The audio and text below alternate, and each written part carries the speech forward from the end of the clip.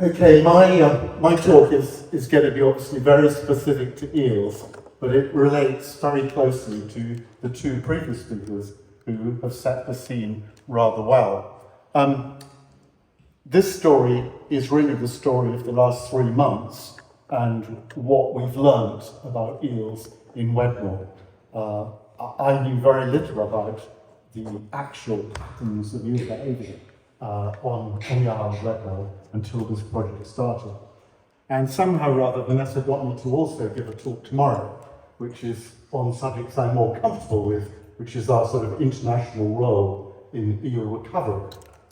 So here I've titled it, It's Only Eel, because wherever I go, people go, ugh, and they think of eels as black, mysterious, slippery, of the night, and snake-like. So, before I go further into the project, the generosity of you all to create something over £10,000 is quite extraordinary, and I really want to thank you for that. And I hope by the end of this, you'll see some incredible knowledge that it has created that didn't exist before, and we didn't expect it either. Now, let's find my device to move forwards. Okay, let's go. That's the structure that I want to follow this evening. So there's some scene-setting images, get you into the eel's decline and its complex life cycle. Nothing makes sense if you don't know about the life cycle. Then some magic that we've dug up on the history of eel in Somerset, and I hope some of you are going to tell me I'm wrong, or know some more stories that we can add to the knowledge that we're creating. Eel problems are all around migration. So all those messages about blocked migration pathways and drained wetlands are absolutely on the line. So I'm going to talk about getting in, getting around, getting out.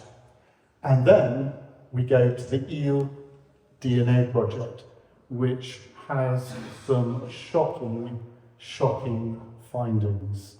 I don't think they're complete conclusions yet, because I think we'll need to do some more studying, but it really tells us something. Then a little bit about eel releases, and then I'm going to conclude with some pictures that will set the scene for tomorrow, and I hope any of you who aren't coming tomorrow will want to learn more about eel at tomorrow's session.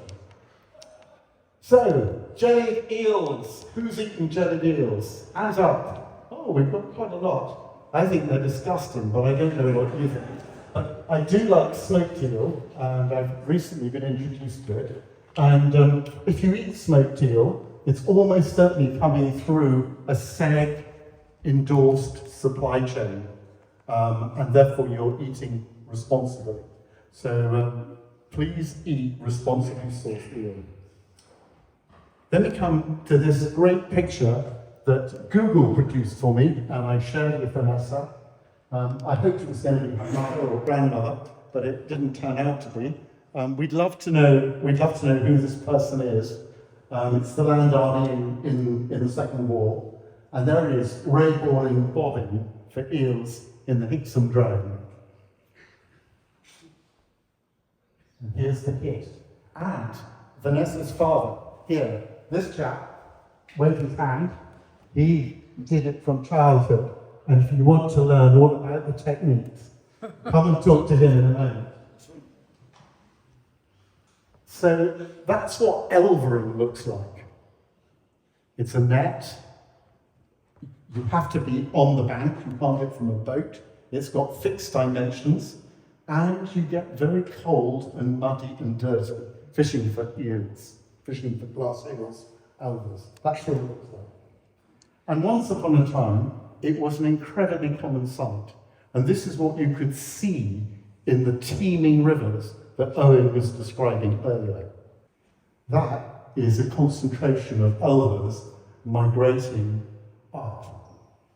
That's actually the parrot 2 years ago, near Oath Rock.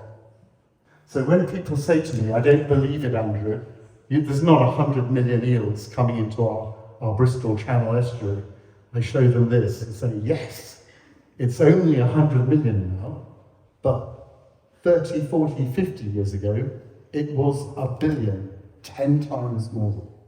So when people think of Somerset, they nearly always think of the tragedy of flooding. And just in case you think that's only a story that happens recently, before man played with the whole area, this is what it looked like.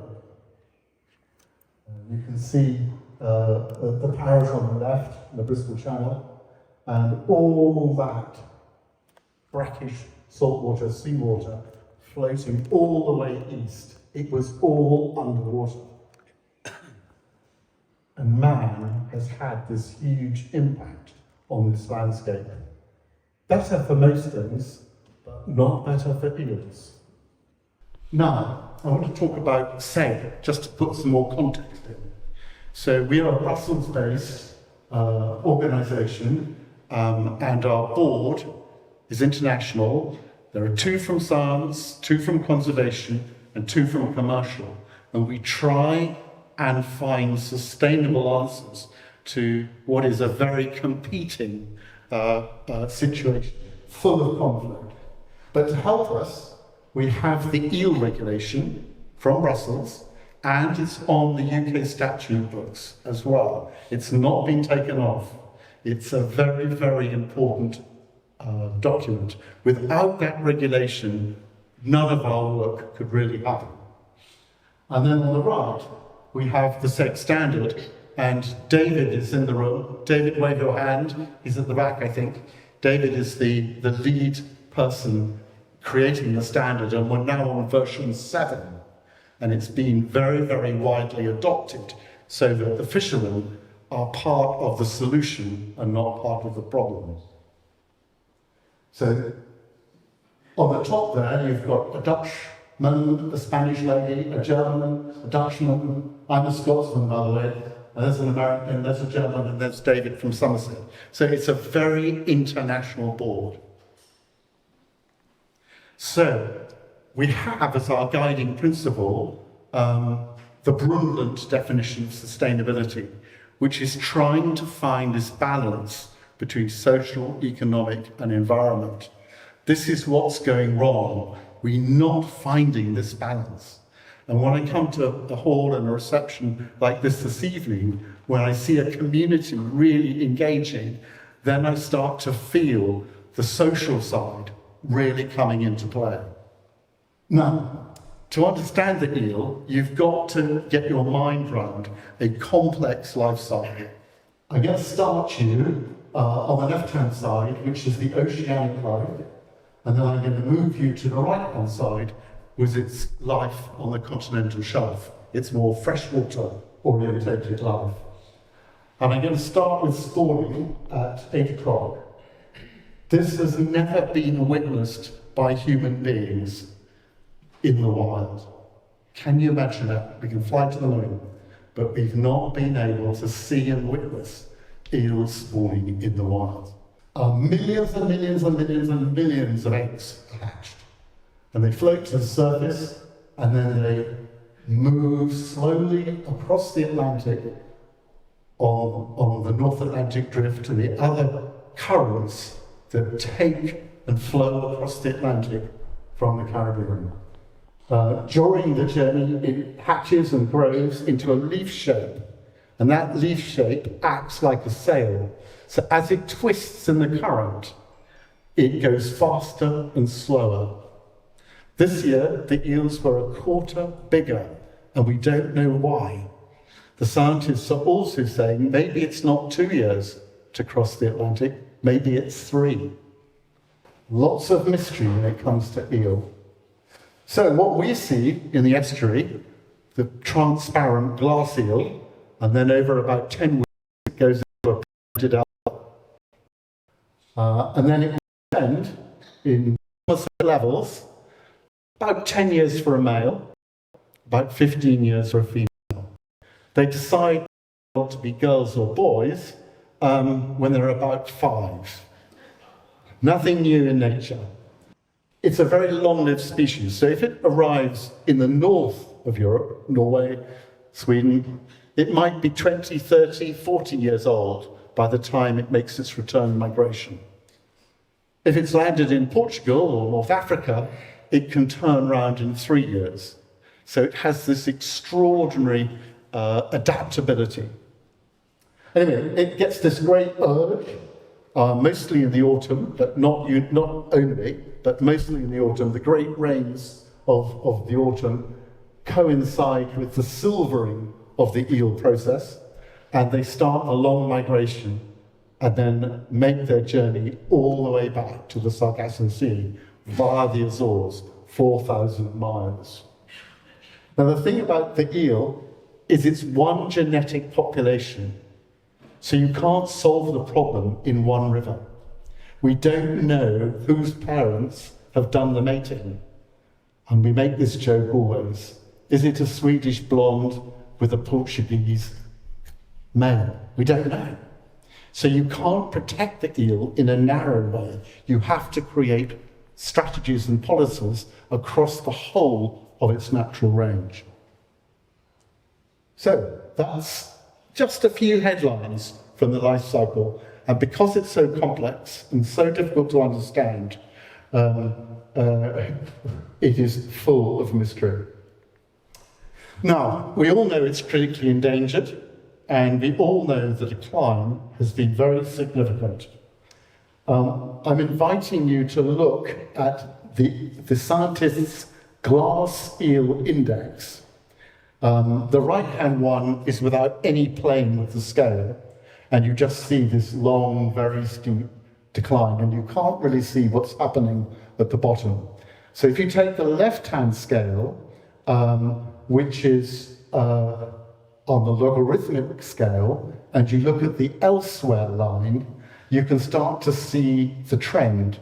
And there's an up in the blue, the elsewhere line, in 2010.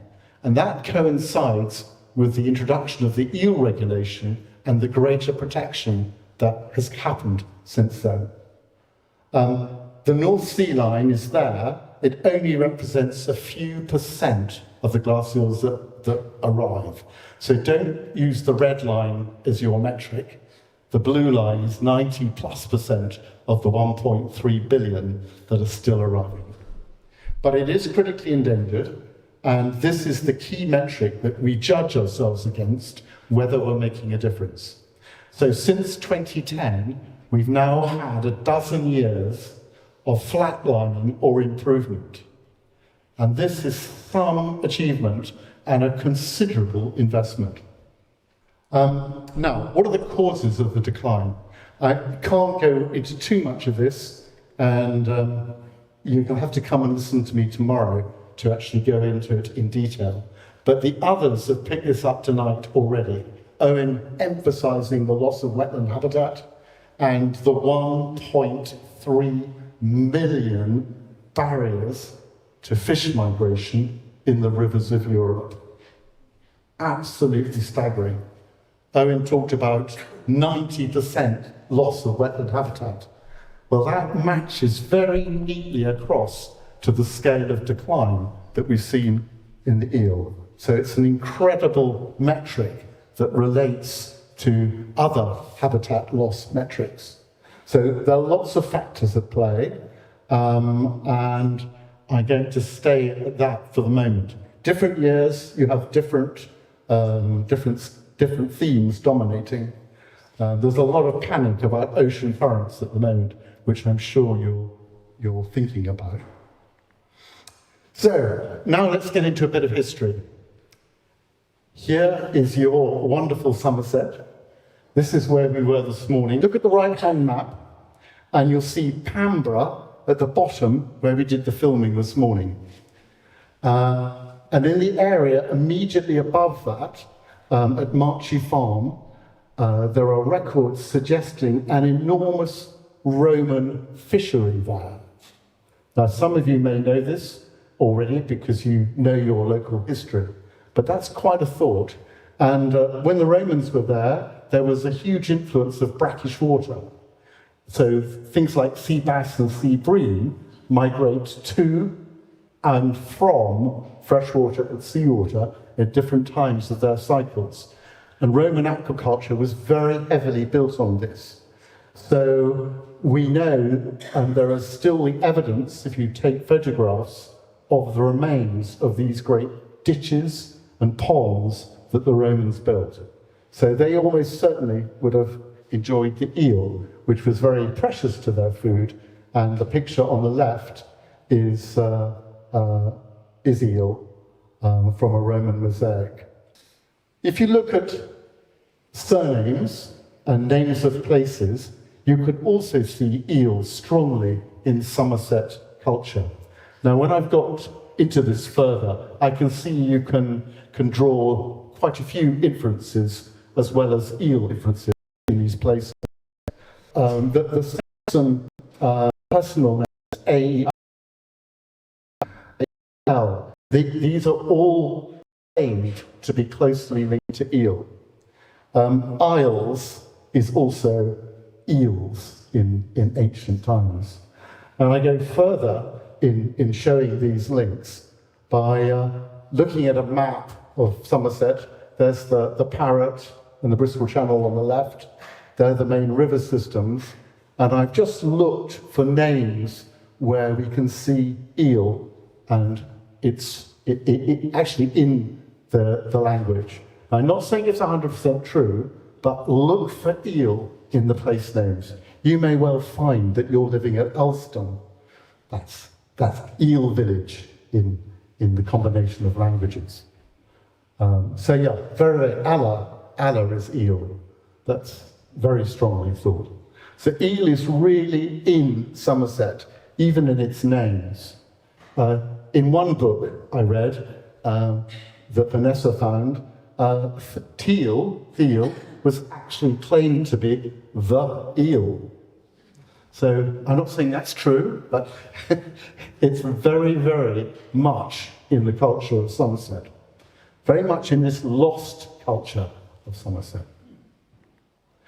The first great audit of Britain was the Domesday Book, and that's a map of England and showing you the centres. Very, very little in Somerset. And I wonder what was going wrong with the data management. I think they must have sacked the IT manager at the time. Perhaps Glastonbury and Wells didn't want to pay their taxes. What we did find is in other documents, eel rents being paid. Yeah, there was one set in Domesday time at the bottom there, down at Muchelmy. But if you look at the dates as you go forward in reverse order, very big numbers at Mere, at Marchie, and at Clwyd. So that's people paying taxes in eel. Wonderful link from Owen. So if they're paying that in, imagine how many they were catching. A terrific. So all this is new. I don't know whether anyone else has created a slide ever showing where eel was in Somerset by rents. Well, there's a first. Okay, well, one of the most fascinating things that I fell into, and again, I hope you as locals know it, the brew was diverted in a massive redirection just below the Pambra Gap, just below where the Roman fishery was. So the left-hand map shows the brew joining the Axe and the Isle of Wedmore being the Isle of Wedmore. And then in the 12th and 13th century, it got diverted, and you can see that on the right-hand side. That was a massive change, probably driven by rivalry for who could control the waterways for trade. A few years later, we then see the emergence of mere and mere pool as a very significant source of fish, and in particular eels. And one of my hypotheses on the right there is, did that redirection lead to a decline in eels on the Isles of Wedmore? And it does suggest so. You can see eel in the buildings of Somerset. I guess you all know these ones. The Abbott's Fish House, Muckley, and then Hatch House on the River Isle. So that's the little inquiry that took us into eel and the relationship to Somerset that I found. Now I'm looking at the theme now of eels migrating, getting in, getting around, and getting out. And here are some of the obstructions that they are facing. This is looking west from the Great Huntsbill, and it's a concrete wall, which you'll see in the next slide, and that's elvers trying to get in to your precious wetlands, but blocked by the concrete wall and the steel doors. And they're blocked in their millions. You talk to elvermen before the rules changed, and they would catch several fishermen would each catch 1 million eels in a night in front of those walls. That's what it looks like from the outside. Some, of course, are small, but there are literally hundreds and hundreds blocking their migration up the Bristol Channel. Then, when you start to look inland, you start to wonder, what is all this water? Are they rivers? Are they canals? Are they drains? How do they function and how do they relate to each other? So, started to explore this. Top right is where we are at Wedmore in the red circle. Nearly all of them are draining north and west, all but a tiny portion, which is the Pambra Gap again, which is flowing south. It's 800 upland square miles trying to drain in to 233 lowland ones. We are not surprised there's a problem. Looking at the left-hand picture, that yellow highlight is the main Hixham drain. The left of it is the River Axe itself. Drains all flow northwest and then attempt, or when it suits the management of the river and the wetland system, gets pumped into the Axe at the top left-hand corner. We went out on our travels because we worked out that the Axe is often at a different height to the drains themselves.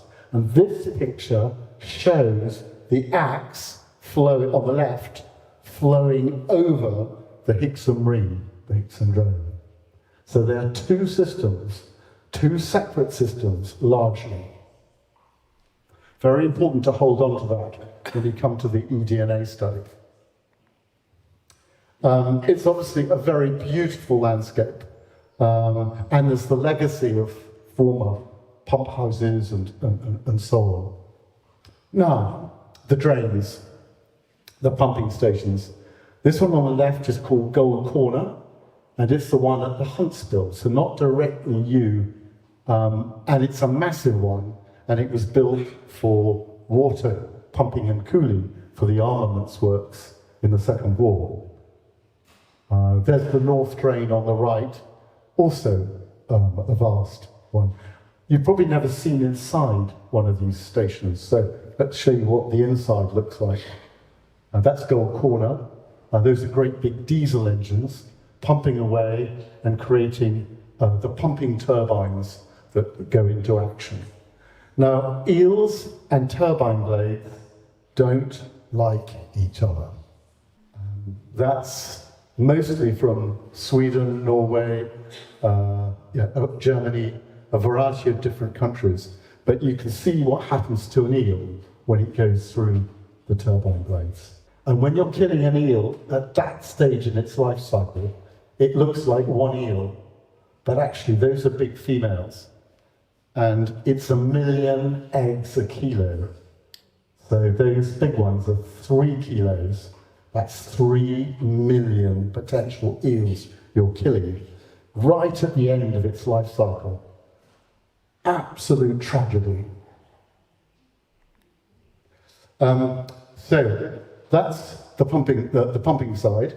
Then you've got masses of tilting weirs, penning weirs, and all sorts of other controlling water height adjustment devices in the levels. They even have their own language.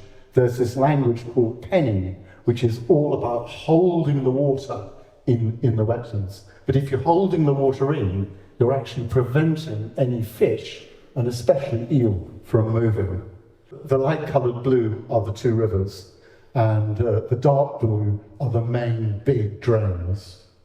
All those little circles are different obstructions, and on this internal drainage board live interactive map, you can click on them to see what they're supposed to do. But sadly, it's not a complete map. You only see some of the information. Now, all this is really important because this is what helped inform the eDNA, which was the largest chunk of the money we spent that you so kindly gave to us. Now, DNA has been a growing subject, and eels with their slippery bodies have a mucus membrane, and that mucus hangs around in the water and leaves quite an intense trail, so you can actually measure eel. Now, to begin with, you can measure presence or absence, but modern technologies in the last few years, you can actually get an intensity of that eel DNA, suggesting, therefore, a population size. Here's the team. Several of the people in the audience here tonight who went out and measured in just short of 30 places. And poor old Vanessa had to set up a production line to process the quantities of water through the filters and then send them off back to Nature Metrics, who then say and provide the findings.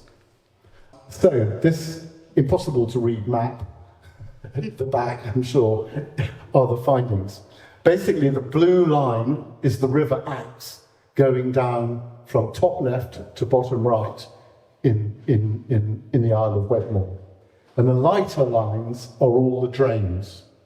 And what we found is, in some places, intense eel DNA in the River Axe.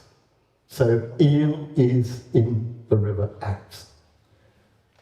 What we found that was so shocking was eel wasn't present in many of the drains. So, for interest, we showed you in red where we've done some restocking in the past. And the next shot is going to be that enlarged to show you where eel is absent. So, to the right of the axe, which is the blue line running north-west to southeast, there are all the eels with blue scores. Number 9, number 8, number 7, number 11, number 6. Eel present. Now look to the right of the axe, to the east of the axe, and there are 5 metric points in drains and reams, not in the axe, to the right of the axe, with no eel DNA recorded. This was a shock to us. Then, bottom left-hand corner, there were 3 at Wedmore and the immediate rooms in front of Wedmore, also blank. So, 8 locations, no eel DNA. All of them are linked to the drains. This is a map from the 60s, 70s, justifying the Clewer pumping station.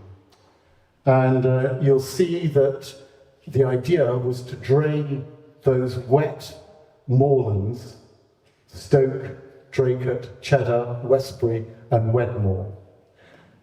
And that matches our no eel DNA from our sampling. Something is not working.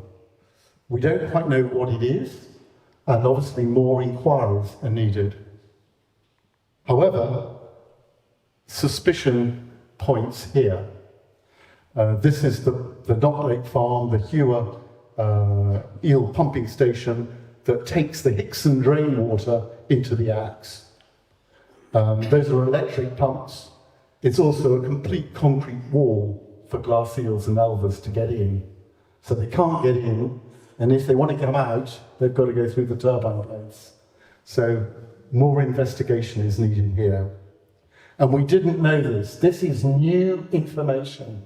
This is what the eel DNA has discovered. And now it can be used to trigger all sorts of action. So that's the discovery in words. I'm not going to go through it all again, it's just what I've said. And I just want to say a few things about moving eels and releasing them in the levels. Once we achieve our objectives, we were stopped by permissions tools were late, and then there were problems with the fishermen and so on. But in some ways that's helped us, because getting this eel DNA information is really valuable. But over the last 10 years, since 2013, the fishermen have been donating eels that we've then released into the levels. The total that we've managed to release, that was the biggest one with our friends from Somerset Wildlife Trust at the fore. We did 2 million that year, and in total we have now done 3 million in 10 years. And we want to carry on doing this. But now that we've got this eDNA tool, we can actually target more carefully what we would like to do. I showed this one because this is what we're going to be doing tomorrow. This is Ben Goldsmith, who made a very generous donation to the Eel DNA project. This is him with his son releasing eels, and there was a lot of conversation about his lost daughter, who was just after that. So, getting to some conclusions. In Somerset, you've done some great work to protect the eel, but a lot more needs doing. And these early eDNA results need to be a start to trigger more collaborative action.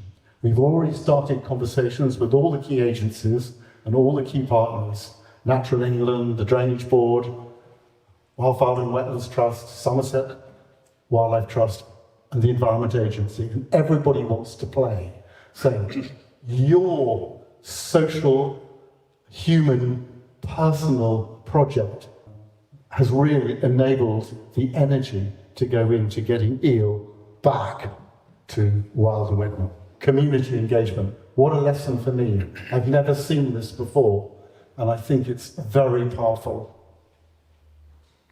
So, to tempt you tomorrow, come and hear about the 25 million spent on the River Severn to enable all fish migration.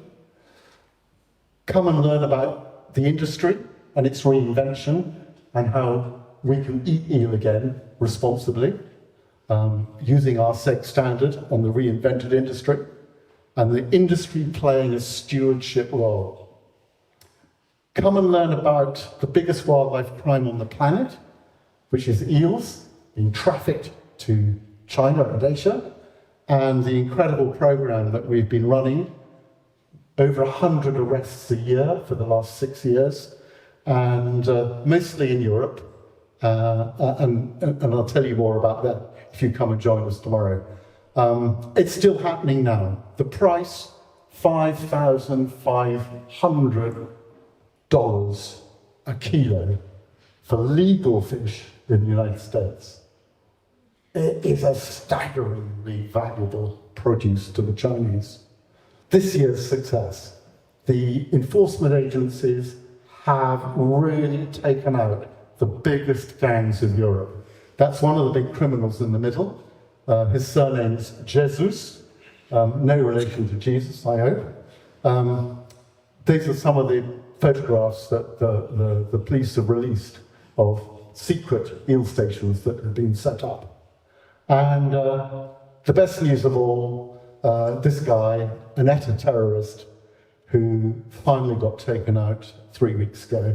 He's in prison along with his brother and his wife and several other people. They had sentences on them already, so they've been invoked. And we're really hoping they're not let out. We reckon they were doing 75% of the trafficking from Europe. and they're nasty people. So come tomorrow, release some eels, and learn about more of our work in SEG. And if you come tomorrow, I hope that by releasing your eels, you will start to reconnect to the that is eels. Thank you.